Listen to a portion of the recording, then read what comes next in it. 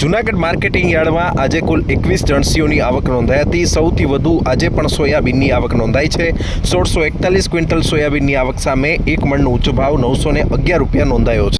લોકવન ઘઉંની આજે 434 ક્વિન્ટલની આવક નોંધાઈ હતી, જેની સામે એક મણનો ઊંચો ભાવ 564 રૂપિયા, જ્યારે 290 ક્વિન્ટલ ટુકડા ઘઉંની આવક સામે એક મણનો ઊંચો ભાવ 521 રૂપિયા નોંધાયો છે।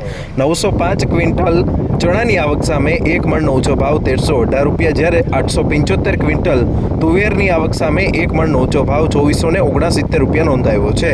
1256 ક્વિન્ટલ આજે તલની આવક નોંધાઈ હતી, જેની સામે એક મણનો ઊંચો ભાવ 2790 રૂપિયા નોંધાયો છે। 204 ક્વિન્ટલ જીરુની આવક સામે આજે 5870 રૂપિયા એક મણનો ભાવ નોંધાયો છે। આમ વિવિધ જણસીઓની સારી એવી આવક જૂનાગઢ માર્કેટિંગ યાર્ડમાં જોવા મળી હતી।